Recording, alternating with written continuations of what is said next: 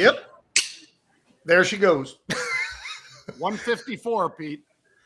You know, that ain't half bad. We're whistling through the through here pretty good. If anybody's curious, John is in the American Lounge. What a shocker, right? I know that. So if we hear somebody in the background going, "Oh, those on flight 87, 87," we know where it's coming from. Flight number 21 to London will be departing out of gate B55. What was that movie? Wasn't it Up or something like that? Wasn't it one of those? Up in the Air Oh, with George man. Clooney, that one? Yeah, jeepers creepers. Yeah, Classic. A lot of time in airports, man. I end up spending a lot. Yeah. But hey, welcome, folks, to the Rebel Edge. I'm John Najarian. He is Pete Najarian. Mm-hmm. And Jared is putting up all the everything else you see on your screen. Not necessarily the people behind me, but certainly that. What the hell is that? That dancing robot right there. Yeah. That's I all like the Jared. Bulls, the Bears, all that stuff. That stuff's great, man. Well, we always start off with the macro minute. Yeah. So today, Pete, I'll say the market's sort of breathing a sigh of relief. Debt ceiling, which hasn't been resolved yet. Mm-hmm. You know, the president's on his way over to Japan, I think. Mm-hmm. But he's skipping Australia and a couple other things, Pete, because it's so desperate that he needs to get a deal done. A deal will get done, folks, and it doesn't matter because they're going to kick the can down the road. That's the way it always goes.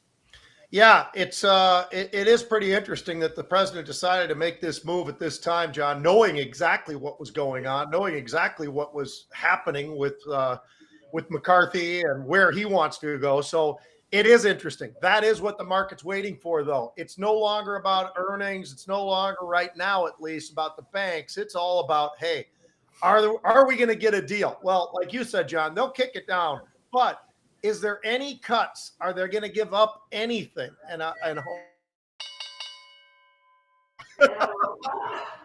Well, that part will get interesting for sure, though, John. I think that's going to be something. But that's the macro minute, baby. That's the macro minute. Now we follow up with fantastic futures.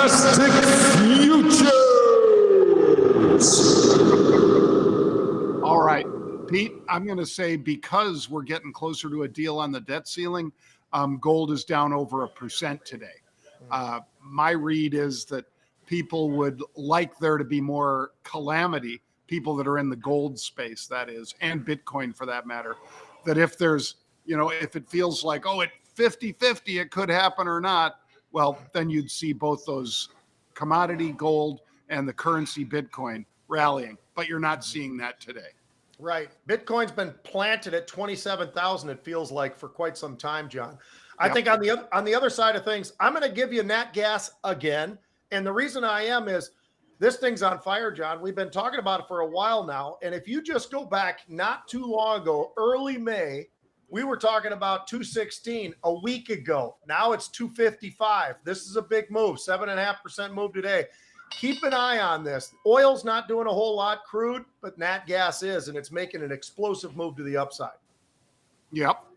Well, Pete, I think we got some interesting stocks to talk about because today a bunch of the stocks are not stocks that we talk about all the time, like this one, Madison Square Garden, MSGE. Now, Pete, you remember Mario Gabelli? Every time he came on, he'd say, wow, I'd have to have all gray hair and stuff. Madison Square Garden? Yeah, that's the one I like. Well, he had a good morning anyway because it was up like 20%. It has given a lot of that back, Pete. It was up over 20%. Now I think it's only up like 13%, but still a very nice move. And revenue was $201 million versus $194 million year over year. And their guidance apparently was positive as well. So you get a nice rally out of it. Congratulations, Mario. Yep, that stock actually had a really nice move to the upside. It was essentially, John, near those 52-week highs, or maybe even hit them. I'm not sure, but it had a pretty nice move and then started to ease back a little bit. But they talked about a lot of different ways that they can make themselves more efficient. I think that's obviously something very positive. And when you get the kind of demand that they're getting for everything, their sellouts and all the concerts, and, it's not just sports there, it's a bit of everything. So they're talking about top dollar and a lot of great things happening. So I think when you look at it right now, John, that's not so bad. And I think they've still got room to the upside because of what they're doing, some of the spin-off stuff. I mean, there's a lot of interesting things going on right now with MSGE. And I'll tell you what, Madison Square Garden, they are getting packed again. Post-pandemic, they've come back.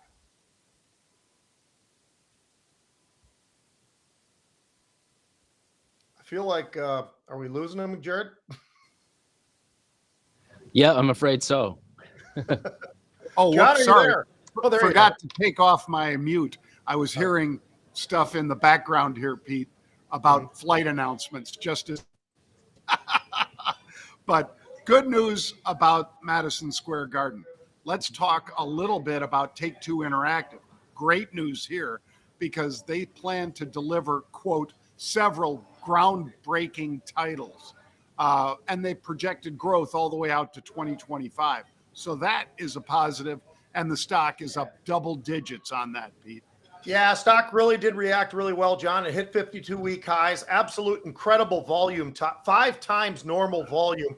It says a lot, and we're just, we still got a couple hours left, call it 3 hours left in the trading day. So a lot going on here for sure. Take-Two absolutely crushing it. That free cash flow at $1.25 billion is not such a bad number either, John. They're doing a lot of things right, and they are looking out to the future. As you said, a lot of groundbreaking titles will be coming out. A lot of excitement out there. I was talking with Jared. He understands that world very well. Talked about how good these guys are and what they do as a company, and they're absolutely they're doing everything right. They're executing at an unbelievable level right now. Pete, net bookings were up 100% year over year. So that's a real positive as well. Absolutely. All right.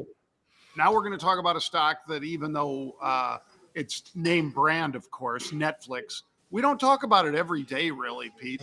Certainly not even every week, but every once in a while they have something that's pretty big. And right now it's their ad-supported tier of Netflix, because we all know that Netflix, Amazon, and Hulu, virtually everybody in the streaming space, if they charge you for streaming, they also have an ad-supported streaming for people who are willing to say, well, I'll pay $5 less a month and I'll work through the ads. I really don't understand that consumer, Pete. I'd spend that $5 10 times over to not have the ads. But this is a pretty big deal for them.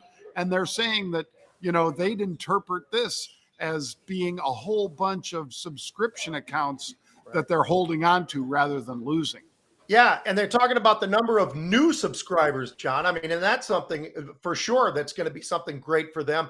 Now, the fact that they've got 5 million so far is a pretty decent number. You know what? In March, it was 1 million. So now it's 5 million. What will it be at the end of the year? I think that this is an area where they should have explored it a long time ago. They didn't, and they were very adamant about it. Actually, that was the previous CEO. But I think that they're finding that this is something that could be an incredible growth area for them, and we're watching it play before our eyes. Now, I'm with you. I don't want all that. But you know what? We're a little bit different, John. Plus, if you're watching, your dollars and you're, a little bit concerned about that, but you still want the entertainment, it does make sense. I just keep wondering, when are they going to do away with all the sharing? That's the next thing, because you and I have talked about this for a couple of years now. And, that is something that I think they're missing out on. They've got to figure it out. And they're finally talking about it, at least at some point. If they fix that, this stock still has a little bit of a runway in front of it, John, I think.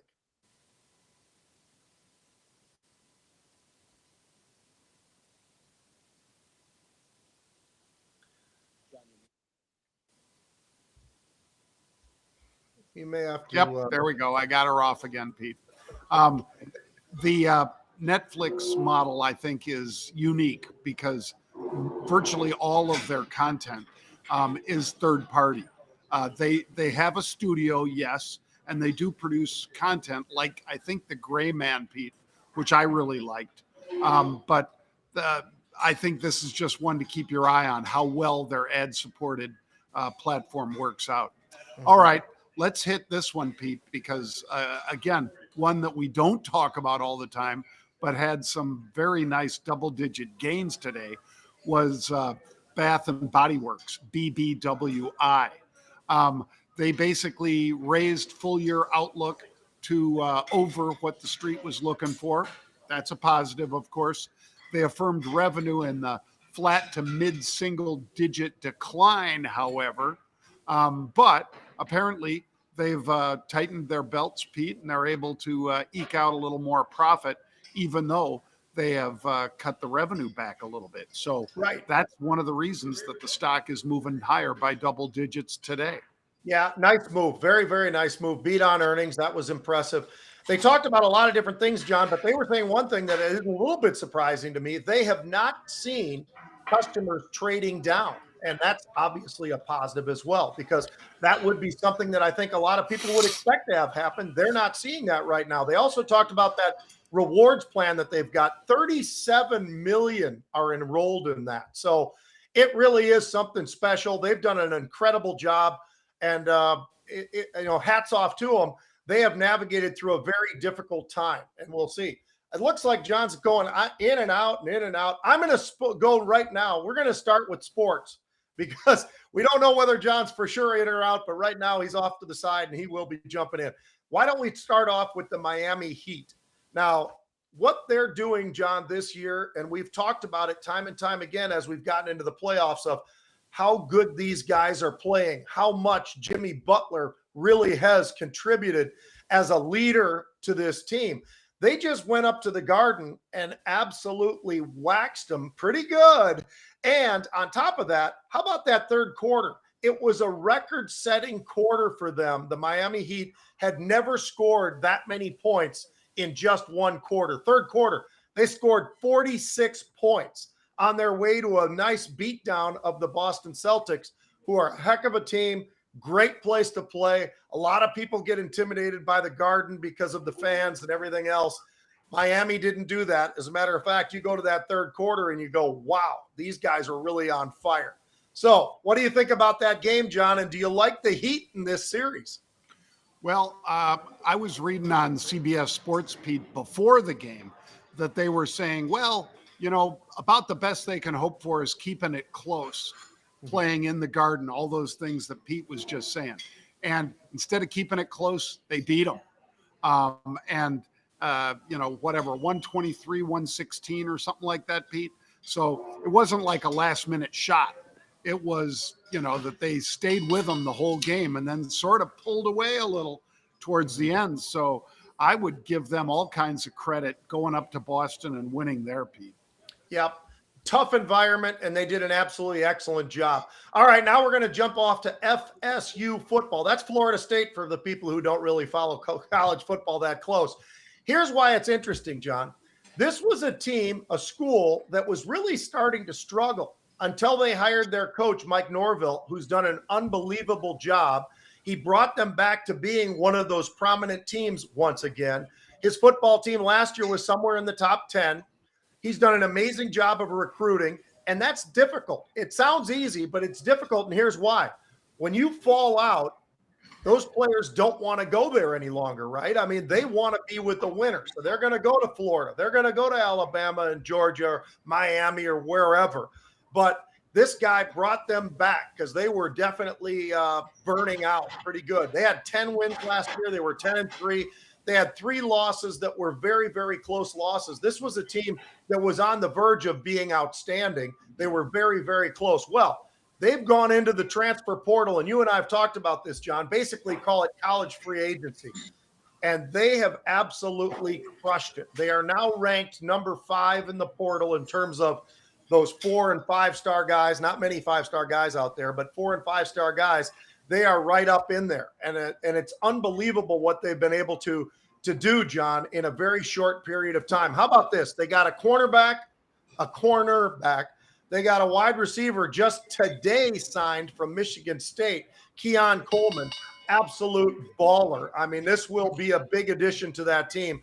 A defensive lineman and a pair of tight ends that are both 4-star guys. So they have absolutely been killing it. That's just their top 25. They had 5 in the top 25 that they've grabbed out of that portal. They've done an amazing job. They're going to be an incredible team. And September 3rd, John, you know who they get to play? First game of the year, LSU. LSU's number 4 on the portal. So they've done an amazing job too. That's a great program. That's going to be a fun game. Put that down on the calendars, guys. Well, and that guy Coleman, Pete, Kean Coleman, I think, something like that. Yep. That's a baller. I mean, that guy from Michigan State that Pete's talking about, folks, he's 6'4". Yeah. So he's not one of those Mark Duper sort of, 5'9" when they call him super duper. And that doesn't mean Mark Duper wasn't great. He was, right. But you'd sure like, Pete, to have a 6'4" target if you're that quarterback. And this guy is fast as lightning.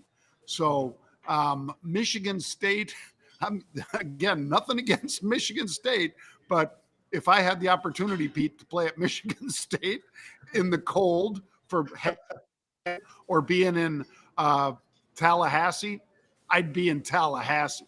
And there's so many great athletes, like you say. And by the way, Pete mentioned it, folks, but kudos to Kelly over there at LSU, because I wouldn't have thought that guy, Pete, really had it in him to go into the portal and draw these players out. But apparently, because of the success they had, because of that big win last year over Alabama and so forth, players are willing to go to LSU, to Baton Rouge. And Coach Kelly is a lucky man right now. Yeah, I'll tell you what, they've got a team. They're unbelievable, John. I have friends on the staff, and Brian Kelly's invited me already to a game. He wants me to come over there and talk and do a few things, which I will be doing. It's going to be exciting. But I'll tell you what, they have talent that is right up there with Georgia, Alabama, I mean, whoever, USC. LSU is really doing some special things. And let's not forget, Brian Kelly did a heck of a job up at Notre Dame, John, and then he got vilified for leaving.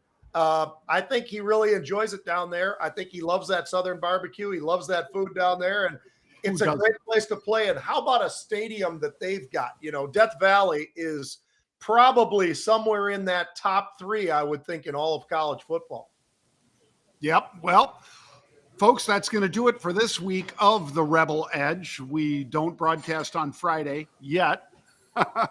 We do Monday through Thursday, and we thank all of you for joining us. Please go to Pete's Twitter account at Pete Najarian, or me at John without the H Najarian, because that other John Najarian was my dad, our dad. But at JON Najarian or at PETE Pete Najarian. Send us some questions. If we can get to them, we'll do that next week. Bang. Have a great weekend, everybody.